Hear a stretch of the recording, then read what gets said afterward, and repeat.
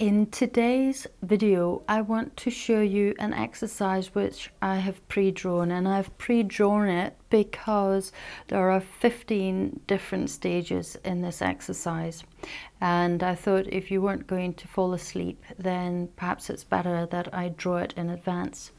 So the form we're going to work with, and the form you need to draw first of all, is a horizontal lemniscate, and you draw it so that it's looking nice. I hope you've been practicing your lemniscate from last week. So this is the first form you draw.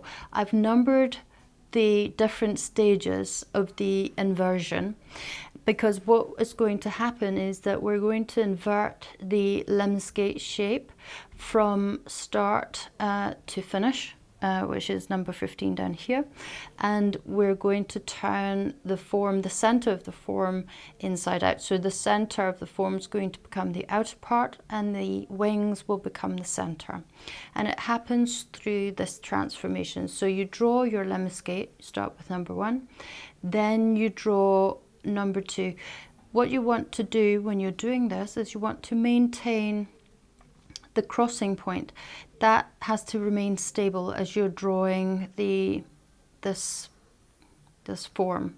So you basically, what happens is the wings of the lemniscate, or the top and the bottom, are beginning to droop down.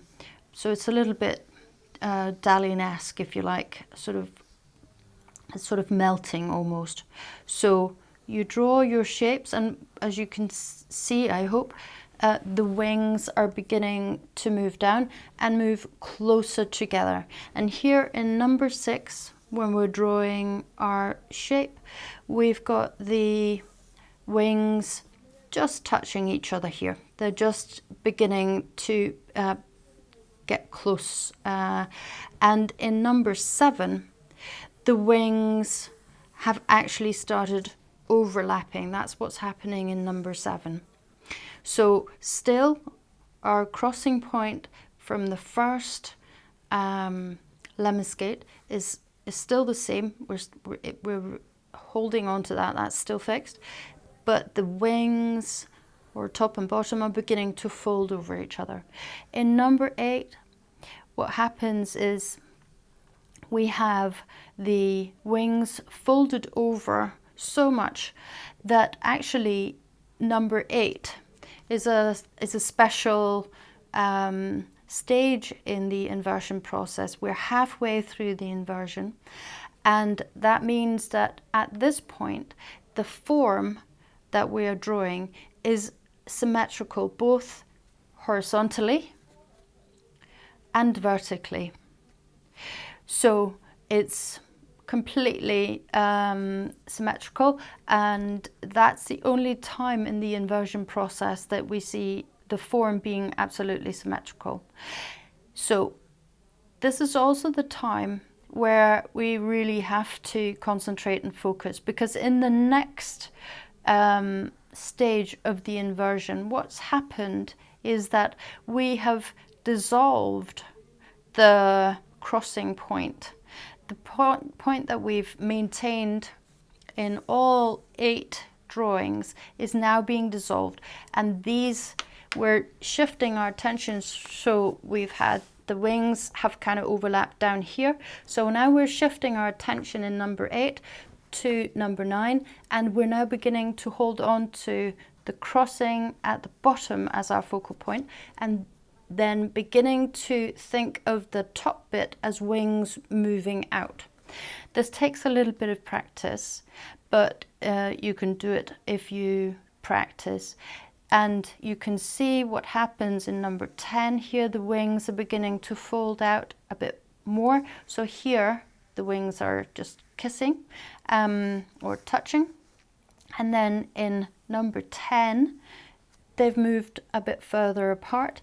And the same in number 11, in number 12, 13, 14 and 15, we're back to the shape which is the same as number 1. So here the inversion is complete.